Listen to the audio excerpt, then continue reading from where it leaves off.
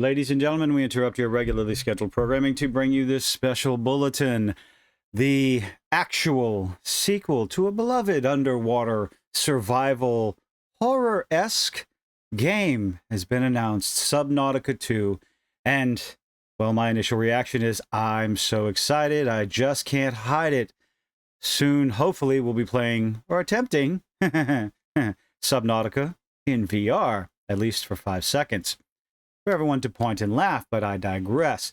Subnautica 2 got announced in the trailer, the little teaser trailer, and, well, people have opinions on the characters, and, well, my initial reaction, my initial thoughts, as you may know, how I feel about the reactions to the trailer. It's the only thing we have to react to, but it's a survival game, and if your first reaction is to call this old gentleman right here Miles Morales because of the characters and the look of their characters, it's modern audience approved, that's the only thing you're basing this on, well, you may not have played the other two. Now, there are opinions on Subnautica Below Zero and the story and how fun or whatnot, but this is pretty much, you know, the look of the characters and everything, for me at least, is pretty much par for the course. And then I saw Smash JT, good old Smash JT, decided to do an article and a video, and I thought to myself, no, Smash, please tell me you haven't been, I guess, conditioned Pavlov's dog into jumping to conclusions. And then I read the article, and I had to go and collect my thoughts in a corner by myself alone, because it looks like there's way more to the studio than anybody would ever dig into. Smash J2 doing the heavy lifting. Way more better. Doing actual video game journalism far better than what we see from the likes of Kotaku, Polygon, and other usual suspects. So, ladies and gentlemen, I don't know how much this is going to affect the actual game, but it's information. We get information out there and let you make that decision for yourself. Smash JT. Subnautica 2 exposes unknown worlds, insidious DEI agenda. Now, a lot of people have been talking about, I will say this unfortunate screenshot, this little line right here that you see, that's not her jawline. It's not. It's a hair. It's a shadow from the hair. For me, it's the eyes. They look very strange to me, a little off-putting. Personally, depending on if the studio infects the game with everything that's going on with the studio, we'll wait and see. But I'm hoping that there's an actual character creator. You can make whatever character you like.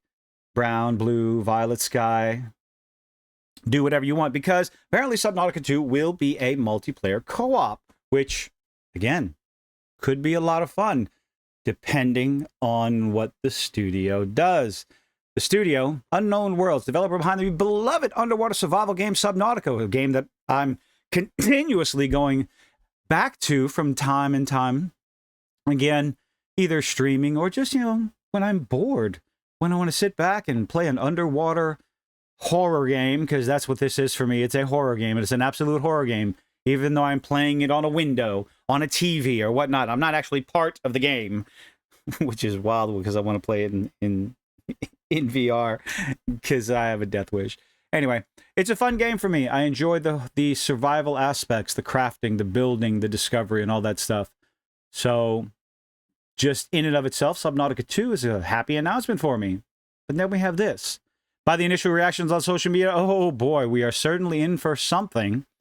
So while many fans were initially excited to find out info on the follow-up, a closer look at the game, the character design has raised eyebrows, and this is the unfortunate Pavlovian dog response. We see these characters, and because, whether you like it or not, again, I will say this in every single video when I'm talking about this, whether you like it or not, it is the truth. These are facts. Indisputable, quantifiable, provable facts.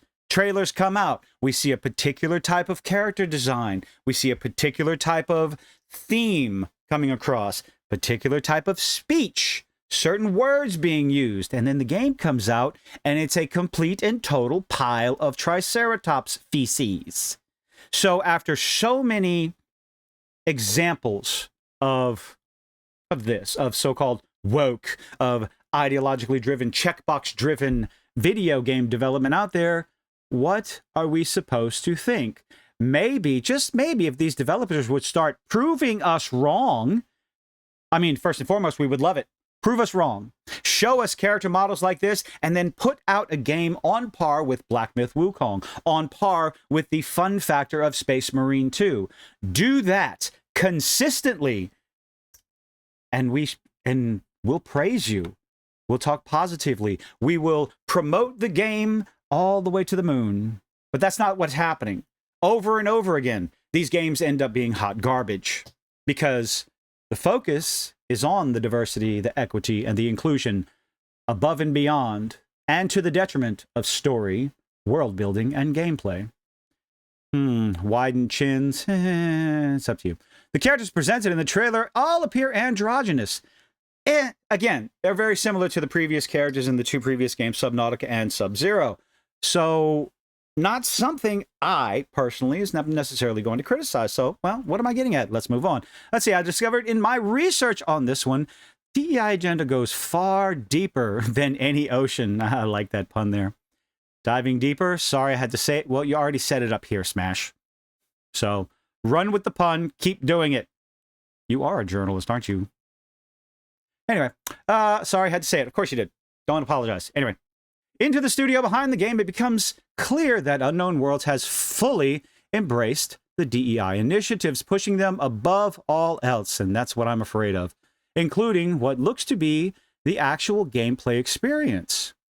So, one of the most telling signs of the DEI agenda that can be found right on the Unknown Worlds website, where the company proudly declares their goal. We want to unite the world through play by making unique games with a globally represented team.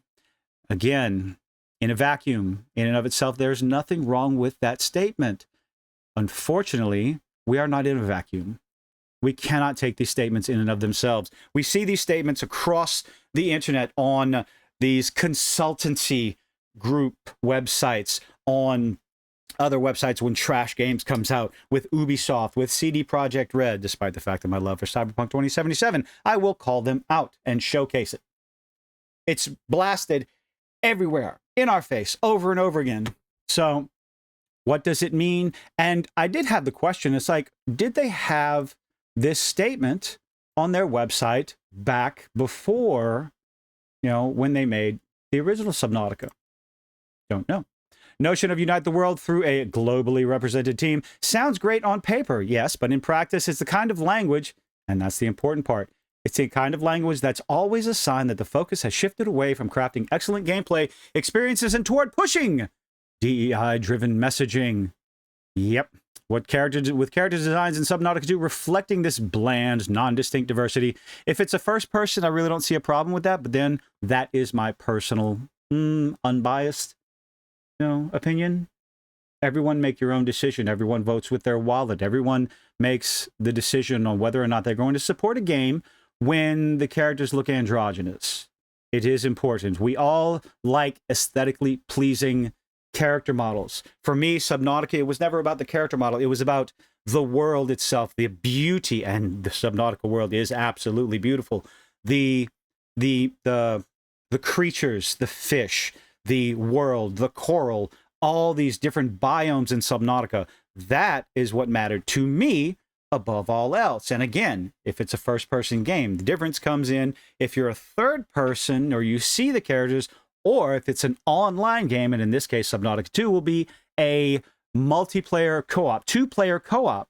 So maybe put a little bit more thought and care into the look of your characters. A little bit slightly more robust character creator. You're going to be mostly covered by your wetsuit. So where do you draw the line? Where do you, how much customization will there be, if any? Non-distinct diversity. Let's see, but it goes further. Prioritizing representation over gameplay. Well, this is unfortunately something we can only make an assumption on based on based on things being said and done across the industry. But again, Pavlov's dog. In their Who Are We section, the studio reinforces this DEI push by proudly highlighting their diverse team. Again, like I said, in a vacuum, not a problem, but we don't live in a vacuum. We strive to recreate inclusive experiences through diverse representation of character. Just make a... Okay. I'm going to do my best not to get overly flustered with this, but it is frustrating. Diverse representation of characters, cultures, environments, and more. It's like, just make a fun game first. If you make a fun game, how about we strive to create fun experiences through beautiful environments? How about that? And fun gameplay. I'm going to use the word fun a lot because it's the only thing I can think of at the moment. Again, we see this ridiculous emphasis on inclusivity and representation, and it ends up, and honestly, when we see that emphasis on it, and the reason why Smash and others are calling it ridiculous, I 100% agree, is because it's inorganic, it's forced, it doesn't feel right, it doesn't make sense. There is no verisimilitude whatsoever when you emphasize the inclusivity and representation above all else. When you do that, everything else suffers. Continues, as if making sure that all possible identities are covered has somehow become more important than ensuring that the game itself is innovative or fun. Make it fun first, fuckers. They dive further into DEI on their careers page. Oh, really? At Unknown Worlds, we pride ourselves on being a globally based and represented team. Nobody cares. That's the big deal. I don't think these dev companies understand how much the gamer does not care about this. You want to put this out to potential employees? Sure, fine, be my guest. But it's not necessary. We're not buying your game because of how represented the team is. We're not buying your game because you have cultures from across the world working on this game.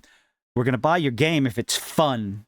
We're going to buy your game if it's aesthetically pleasing, if the art style looks pretty. If you give us an underwater world, which Subnautica 1 did, that is beautiful and expansive, and you can explore, and all these different biomes, and they fit, and they meld, and they, as you go deeper and deeper down into the catacombs and the planet and everything, and it's absolutely terrifying.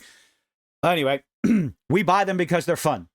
We buy them because they look fun. We buy them and continue to play them hundreds, if not thousands of hours later, because the gameplay loop keeps us going, trying different things, different biomes to put our bases in, speaking of Subnautica. We don't care about your team. It's not an advertising point. It's not a marketing point. But constantly, over and over again, all these teams, all these websites, they say, oh, we are globally based and represent a team. Oh, and as such, we are committed to diversity as one of our core values. Your only core value should be making a fun game for a reasonable price. That's it. When you stray away from that, you will fail in the sales department. You will fail on the bottom line and inevitably fail to succeed. I guess you would succeed at failing. Anyway, however, we also have the responsibility to ensure our values translate into concrete actions. What games we make, we don't care. We're not interested in your values transferring into the game. As long as the game's fun, you can do whatever you want. But you got to make the game fun. How we make them and how we hire our people. How about merit? It's a pretty simple thing. It's a very simple concept. Hire based on merit. Not on ethnicity, not on nationality, not on gender or pronouns or sexuality or anything like that. Simply hire based on merit. Find the best person for the job. You might be surprised at how far you succeed. We pledge to carry out this effort in earnest and fail with an open mind and with the intention to improve this industry for everyone by making shitty games, because that's whatever. We're dedicated to working towards that goal in many ways and improve some things we're already doing. We believe in this is long overdue. You want to know what's long overdue? Consistently making fun games and putting them out to the public and letting the market decide, because the market will decide and the market wins every single time. no matter what you do, no matter what you think, no matter what your commitment, your education, discussion, outside advice, whatever, your perspective, your culture, your diversity, equity, and inclusion, none of that matters when the market is involved. If the game is fun, the market will decide. If the game is hot, stinking pile of garbage, looking at you, Concord, looking at you, Dustborn, the market decides. Your game will succeed or fail based on what the market decides, whether or not people want to open up their wallets and give you all the money, or half the money in it, for the luxury, the hobbies that we have, for the little escape from reality. And all you need to do is focus on the gameplay, focus on the fun factor, and nothing else. Everything else, this diversity, equity, and inclusion, is tertiary to the idea of making it fun. Oh, this kind of focus usually results in one-dimensional characters, unfortunately, and a watered-down experience where players feel like they're being force-fed politically correct content rather than simply enjoying a game. And if you criticize it, you are nothing more than a filthy, misogynistic incel, istaphobe, and blah, blah, blah, blah, blah. Those lovely little insults that have no meaning, no power, they don't mean anything. We're getting to the point where, oh, I finally got called a bigot. I finally got called a racist. It's a little bingo card that we have as content creators. Have a little off to the side and, oh, look, somebody in the comment section said this. Somebody in the comment section called me a right-wing grifter. Somebody called me a conservative. Like, what the hell are you talking about? It's a bingo card. We wear it as a badge of honor because these words are meaningless and they're thrown around willy-nilly with nothing to back them up. Back to the article. The problem with prioritizing DEI over merit is made crystal clear on their job application section. Oh boy. Oh, this is good. Don't meet every single requirement. Studios have shown that women and people of color, I hate that phrase. I'm going to say this right now. Said it a few times. How is it that you can take a phrase, switch two words around, and suddenly it's not a pejorative? Okay? If you know, you know. People of color is not a pejorative. But if you take those two words and switch them around, when did that happen? Why did it happen? Help make it make sense to me. Because it doesn't, and I don't think it ever will.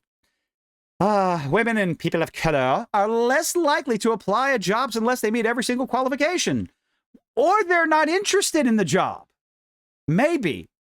At Unknown Worlds, we are dedicated to building a diverse, inclusive, and authentic workplace. Can you work on building an experienced, meritocracical workplace? I made up a new word. How about that? Make a workplace filled with experience and focus on meritocracy. Merit-filled workplace. How about that? Fuck all the rest of that shit. So if you're excited about this role, but your past experience doesn't align perfectly with every qualifications in the job description, we encourage you to apply anyway. Now, again, in and of itself, there's nothing wrong with that. If you do not meet every single qualification, but you do still have qualifications, I'm sure they will find a place for you at the studio. If you don't meet every single solitary one, workplaces do that all the time. They bring you in, you have enough experience, and you train them the rest of the way. Nothing wrong with that. But when you start taking people because they're a woman or they are a person of color over some white dude or white woman, or you know what? If you take someone with less experience over someone that has more experience, then you are wrong. You are causing a problem. You pick the person most qualified for the job. Period. And if you're still doing that, then there's no problem. But unfortunately, we have no reason to believe that's what you're doing because you decided on this phrase right here because you're only talking about women. What about men not of color? What about that? What about them? What if they don't have all the qualifications? What if they don't meet every single qualification? Should they bother applying? Methinks perhaps not. By outright stating that they encourage applicants to apply, even if they don't meet the qualifications, Unknown Worlds is straight up admitting, well, of course they are, we all know this, that they're more concerned with meeting diversity quotas And I got to read between the lines there. Smash. Why did you have to go digging into this? I'm so upset. They're more interested, they've admitted pretty much Unknown Worlds wants the quotas. Hidden ESG. Now, I'm going to link to this article so you can go read it yourself, because I wondered when on earth this happened. How did it happen? Why it happened? Well, apparently around 2021, Unknown Worlds was purchased by a company called Krafton. Never heard of them before. Parent company only cares about ESG. And looks like, yeah, Subnautica. Subnautica was released, I think they started development in 2014, early access in 2019, 2 years later, purchased by Krafton. Now, who is Krafton? Here's where I got a little worried. Krafton America is the parent company for Unknown Worlds, is heavily involved in pushing ideological narratives through its games. And here's where we have a problem, but I do still have the question. How exactly? Like, what is the fear? What is the risk that Subnautica 2 will be ideologically driven when it is a survival game? I do wonder about that. How can you make any survival game, whether it's post-apocalyptic, zombie, underwater monster, because it's terrifying and underwater the deeper you go. But anyway, irrational fear. Thank you, Jaws. How can... What sort of narrative outside of the man-made global warming thing and all that, what sort of ideological narrative could you put in Subnautica being an underwater survival game? How can you do that? I think I got that question out right. Hope you understand what I'm saying. Let me know in the comment section. By the way, thank you for making it this far. Let's see. Vision Y. We believe games will become the world's most powerful medium. No, they're the most powerful entertainment. We just want something fun. Krafton's visions emphasizes building, quote, immersive virtual worlds. Nothing wrong with that. Where players can connect. That's what we want. It is what we want. We just don't want your nonsense in front of our face over and over again. We have enough nonsense in the real world. But this pursuit seems more about shaping these worlds around a curated DEI-driven agenda than simply fostering fun and creativity. I'm assuming, let's see, I believe this is going to be from their One Team, One Dream. Teamwork from their website. That was the sentence I was trying to get out. Teamwork is the foundation that allows us to achieve our goals. Our team members share the common vision and passion to help us realize these goals. Together we are stronger, and here's the highlight Smash wanted us to pay attention to. We believe... Oh. So when I'm reading, I check out the words ahead before they come out of my mouth so I can see... That's why you'll see that in my video. Anyway, I digress. No more tangents. We believe in leveraging our multicultural team to bring their own beliefs, ideas, and experiences to Krafton. Gamers don't want that. Gamers are not interested in the developer putting their own personal culture, beliefs, and ideas or experiences. They want them to make sense in the world that they are presented in. I'm not interested. Let's take World of Warcraft, for example. I'm not interested in the developer's own personal experiences and belief system presented to me in World of Warcraft or in Elder Scrolls or in, what else? Armored Core. I want the ideas and beliefs in Armored Core to make sense in Armored Core. You wouldn't take the ideas and beliefs and the concepts of Armored Core and stick them into a fantasy setting because they would not make sense. Why on earth would you take real world things and put them into a fantasy setting where they're not going to make sense? I do believe I think it can be done in a roundabout way where you can adapt it to the world. Final Fantasy does this generally in a fantastic way, because they take the real world ideas, corruption, politics, corporations taking over. Cyberpunk does a good job at it as well, but Cyberpunk is more in a real world, far future setting. Final Fantasy is close to, especially 7, close to a real world setting, but fantastical and magical. And it adapts them, it adjusts those ideas in order for them to fit into that world so that they make sense. That's where you need good writers, and that is where these developers are failing over and over again. The DEI shit can be done organically to where it makes sense in the game, but you have to have talent behind it, which is where the meritocracy comes from. The thing that is severely lacking across the industry. Their commitment to being bold and pioneers in their field is underscored by a focus on expanding original IPs. Oh. But behind the tired buzzwords, yeah, we are definitely tired of the buzzwords, is the crystal clear dedication to ideological alignment with phrases like one team, one dream. There's nothing, again, in a vacuum, there's nothing wrong with that. Focus on leveraging their multicultural team. A lot of these things, there's nothing inherently wrong with these terms, these phrases, these catchphrases for the team to work on, for the team to boost the morale and all this other stuff. But again, I will repeat it.